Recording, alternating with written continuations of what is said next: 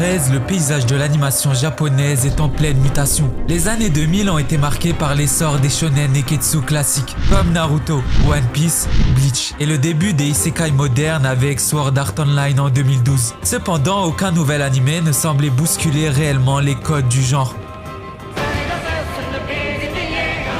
C'est alors que Shingeki no Kyojin débarque comme une onde de choc, dans une époque en manque de renouveau. Dès son premier épisode, l'anime explose sur internet, captivant à la fois les fans de manga et un public plus large, pas forcément visé, grâce à une histoire universelle. Épisode 1, intitulé « À toi dans 2000 ans », nous plonge immédiatement dans un questionnement. On comprend dès lors qu'Isayama nous réserve quelque chose de grandiose. L'épisode s'ouvre sur une scène troublante, des soldats en 3D manœuvrant avec des équipements jamais vus auparavant. L'équipement tridimensionnel, fonçant à toute vitesse vers un ennemi gigantesque. L'animation est fluide, cinématographique et nous donne immédiatement une impression de désespoir et de chaos. Puis, une transition brutale nous ramène au passé. Eren Yeager, un jeune garçon, se réveille d'un rêve étrange, les larmes aux yeux. Il ne sait pas pourquoi il pleure. Le spectateur non plus. Mais ce détail prendra un sens bien plus tard dans l'histoire, renforçant le génie narratif de l'œuvre. On découvre alors l'univers de Shingeki no Kyojin, un monde où l'humanité vit enfermée derrière 3 immenses murs.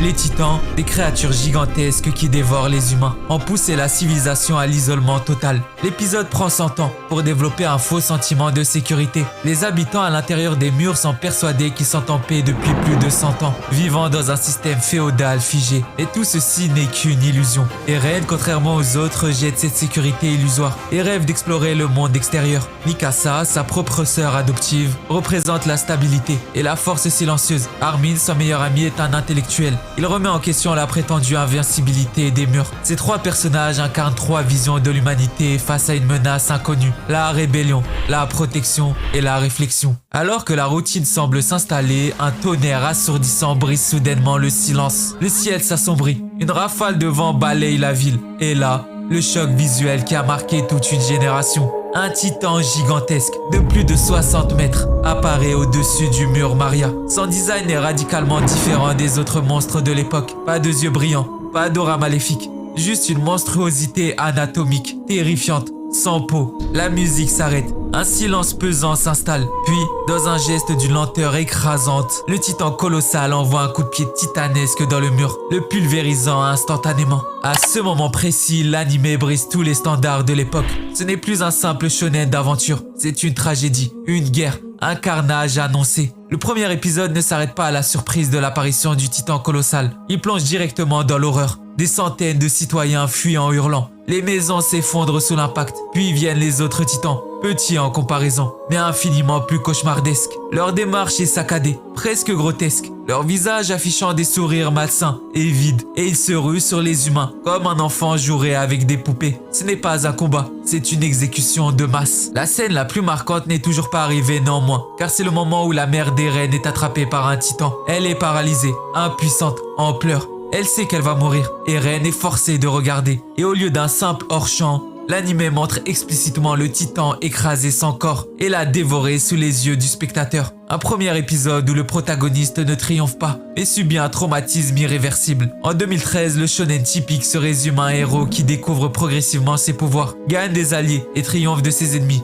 Mais SNK brise ce schéma dès le premier épisode. Pas de combat glorieux, pas de victoire du héros, pas de développement classique des personnages. Au lieu de cela, un sentiment d'impuissance totale. Une humanité faible et désarmée et un destin inexorablement tragique. La réalisation technique est également révolutionnaire. Le studio 8 Studio, encore jeune à l'époque, surprend avec une animation ultra fluide, notamment dans le combat d'introduction. Une direction artistique unique, combinant 3D et 2D avec une maîtrise rare. Une mise en scène inspirée du cinéma, avec des plans larges impressionnants et des angles de caméra audacieux. Enfin, une BO magistrale et une ambiance sonore oppressante. La musique de Hiroyuki Sawano, avec ses chœurs épiques, accentue la tension dramatique. Les effets sonores, le souffle des titans, les cris humains, renforçant l'horreur viscérale de chaque scène. SNK est instantanément devenu un phénomène mondial, atteignant des millions de vues en quelques jours. L'épisode 1 a redéfini le shonen moderne, prouvant qu'un anime pouvait être sombre, réaliste et brutal, tout en captivant un large public. L'industrie de l'animation a dû s'adapter, ouvrant la voie à des œuvres plus matures, comme Tokyo Ghoul, Re:Zero ou Chainsaw Man. The Promised Rêve à l'horreur en 20 minutes. En janvier 2019, le monde de l'animation est en pleine transformation. Il est également saturé, malgré que la même année sort l'illustre Demon Slayer, ayant éclipsé toute concurrence. Un autre anime détonne là où les shonen dominants sont soit des neketsu classiques, soit des isekai populaires. One Piece, My Hero Academia et Black Clover incarnent le modèle du héros en quête de puissance. Sword Art Online, Re:Zero et Moi quand je me réincarne en slime envahissent les écrans avec leur monde fantastique. Les animés sombres existent, l'attaque des titans, Tokyo Ghoul, et restent majoritairement orientés vers l'action et la violence explicite. Or, The Promised Neverland brise complètement ces tendances. Dès son premier épisode, pas d'action nerveuse, pas de super pouvoir, pas de combat. Au lieu de cela, l'anime commence comme un conte pour enfants, pour ensuite basculer dans l'horreur psychologique pure. Dès sa sortie, le choc est immédiat. Personne ne s'attendait à cela. L'épisode 1, intitulé 121 045, est un chef-d'œuvre de manipulation narrative et de mise en scène subtile. La première scène est un cliché du slice of life adorable, avec une ouverture idéale, un orphelinat chaleureux et mignon. Nous découvrons Grassfield House, un orphelinat entouré de verdure, baigné de lumière chaleureuse et de couleurs pastel. Les enfants rient, jouent, courent en plein air sous l'œil bienveillant de maman ou Isabella, une femme douce et souriante. Les protagonistes sont immédiatement identifiables. Emma, énergie pure, optimisme, cœur d'or, Ray, réservé, intelligent, légèrement cynique. Norman, stratégique, calme et brillant. Les enfants semblent vivre dans un univers et un bonheur absolu, avec des tests ludiques, de la nourriture en abondance et surtout un amour maternel protecteur. Pourquoi c'est brillant? Car l'anime joue avec nos attentes. Tout est mis en scène comme un conte de fées familial bienveillant, digne d'un Ghibli, et des indices subtils créent un malaise latent. Pourquoi ces enfants portent-ils des numéros sur le cou? Pourquoi n'ont-ils aucun souvenir d'un monde extérieur? Pourquoi un mur entoure-t-il la maison sans porte de sortie? Puis vient l'élément perturbateur. La petite Connie, une orpheline douce et innocente, est adoptée et doit partir. Tout le monde est heureux pour elle. Elle serre son lapin en peluche, dit au revoir et disparaît. Elle oublie son jouet. Emma et Norman, soucieux, décident de lui apporter son doudou. Pour la première fois, ils dépassent les limites de l'orphelinat. L'ambiance change immédiatement. La musique s'arrête. Les couleurs deviennent plus froides.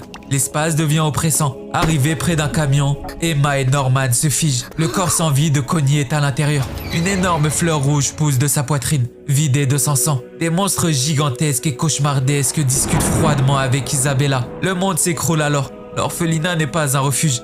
Isabella n'est pas une protectrice. Les enfants ne sont pas adoptés. Ils sont élevés comme du bétail pour être dévorés. C'est un basculement brutal et impitoyable qui transforme un conte de fées en un thriller horrifique. La caméra insiste sur le contraste entre l'innocence de Connie et la froideur de la scène. L'expression de terreur pure sur le visage d'Emma. Emma et Norman fuient sans un bruit, étouffant leurs cris. De retour à l'orphelinat, Emma s'effondre en larmes. Son monde entier vient de s'effondrer également. Norman, lui, garde son calme. Il comprend immédiatement qu'ils doivent s'échapper. L'épisode se termine sur une note glaçante. Nous devons fuir d'ici et emmener tout le monde avec nous. C'est là que l'horreur prend une toute autre dimension. Ce n'est pas une question de combat, c'est un jeu d'évasion contre une force omnisciente. Le piège narratif était parfait, du slice of life au thriller. Personne ne s'attendait à ce revirement. L'épisode prend son temps pour créer un faux sentiment de sécurité, pour ensuite le briser d'un coup sec. L'horreur ne vient pas de la violence, elle vient de la trahison du monde qu'on croyait paisible. La réalisation technique est parfaite. L'animation signée Cloverworks utilise des angles de caméra innovants et une mise en scène minimaliste pour créer un sentiment de suffocation.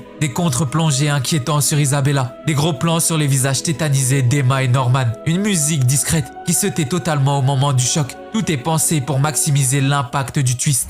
Death Note, la naissance d'un dieu. En octobre 2006, Death Note débarque dans un paysage animé dominé par un seul type, les shonen neketsu ultra populaires. One Piece, Naruto et Bleach explosent, assumant totalement le nom de Big Three. Le grand public s'habitue à voir des héros projetés dans des univers fantastiques, avec des règles et des codes universaux. Dans ce contexte, Death Note arrive comme un ovni absolu. Pas de baston, pas d'entraînement, pas de quête héroïque. Juste un cahier et une question existentielle. Si vous aviez le pouvoir de tuer n'importe qui, que feriez-vous? Un protagoniste froid, intelligent et narcissique. Un anti-héros absolu. Une réflexion philosophique sur la justice. Une ambiance sombre et réaliste qui tranche avec les univers fantasy. C'est un pari risqué, mais c'est un coup de génie. L'épisode 1, au simple titre de Renaissance, est une leçon de construction narrative et de mise en scène. Une introduction brève mais puissante. Deux mondes en parallèle. La caméra nous montre Tokyo. Une ville impersonnelle, froidement grise et monotone. Light Yagami, 17 ans, apparaît assis en cours, regardant le tableau, sans aucune émotion. Le professeur parle, mais Light n'écoute pas. Ses pensées sont claires, ce monde est pourri. Deuxième scène, le monde des Shinigami. Atmosphère radicalement différente. Un monde lugubre, vide, morbide. Des créatures monstrueuses et apathiques jouent aux osselets. Dans un ennui total, Ryuk, un dieu de la mort, regarde le monde humain avec amusement. Pourquoi c'est brillant? Car l'anime met en opposition deux mondes censés être opposés et qui se reflètent étrangement. Les Shinigami sont passifs et amorphes alors que les humains courent après leurs ambitions. Light, pourtant humain, semble plus proche d'un dieu de la mort que les Shinigami eux-mêmes. Dès les premières minutes, l'anime annonce son thème central. Qui sont les véritables monstres? Light tombe alors sur un carnet noir tombé du ciel. Une simple phrase sur la couverture. Le nom d'un humain marqué dans ce carnet se verra fauché. Réaction immédiate. Du sceptisme. Pas de panique. Light n'est pas un héros naïf. Contrairement à un personnage classique qui paniquerait ou jetterait le carnet, il choisit de le tester. Pourquoi c'est surprenant? À cette époque, un protagoniste shonen aurait cherché à comprendre le bien et le mal, à hésiter. Mais Light n'hésite pas. Il écrit le nom d'un criminel en direct à la télévision. 40 secondes plus tard, mort en plein direct. À cet instant, Light vient de franchir une ligne que peu de protagonistes auraient osé franchir. Après un second test, le meurtre d'un harceleur, Light comprend l'étendue de son pouvoir. La pluie tombe, l'éclairage devient sombre. Il commence à écrire frénétiquement. Des noms, des dizaines, des centaines. La musique monte en intensité. Le monologue de Light devient un manifeste. Le monde est corrompu. La justice est impuissante. Moi seul ai le pouvoir de le purifier. Et puis la phrase qui va tout sceller. Dans ce nouveau monde, je serai Dieu. C'est là que Death Note renverse tout. Le protagoniste n'est pas un héros. On assiste à la naissance d'un vilain. Ce n'est pas une quête d'héroïsme, c'est une conquête du pouvoir. Au sommet de son euphorie, Light se retrouve face à Ryuk, un monstre, une apparition cauchemardesque. Light ne recule même pas, il ne panique pas, il sourit même. Ryuk lui-même est surpris. D'habitude, les humains crient et pleurent en me voyant. Mais Light n'est pas un humain comme les autres. Il a déjà accepté le Death Note bien avant de le voir. Le retournement de rôle est immédiat. Ce n'est pas Light qui a peur de Ryuk, c'est Ryuk qui est fasciné par Light. À ce moment précis, Death Note annonce son vrai thème. Ce n'est pas l'histoire d'un garçon qui découvre un pouvoir, c'est l'histoire d'un monstre qui prend conscience de sa nature. Pourquoi cet épisode a marqué une génération? Car il n'y a pas de période d'hésitation. Light se transforme immédiatement. Pas de mentor, il ne suit aucun guide moral. Pas de bataille, c'est une guerre d'intellect et d'idéologie. C'est l'un des premiers animés où le protagoniste est l'antagoniste. Il y a une réelle réflexion psychologique. Qu'est-ce que la justice? Le pouvoir corrompt-il forcément? Faut-il être un monstre pour purifier un monde pourri? Dès le premier épisode, Death Note provoque un débat moral mondial. Bon voilà, j'espère que la vidéo t'aura plu. On a tenté autre chose. Propose-moi d'autres animés pour pourquoi pas une partie 2 en commentaire. Et dis-moi lequel des trois t'a le plus choqué. L'écriture et le montage m'ont pris pas mal de temps aussi. Du coup, n'hésite pas à t'abonner, à liker la vidéo si mon contenu te plaît. Tous mes autres réseaux sont en description. Nous, on se retrouve bientôt pour une prochaine vidéo.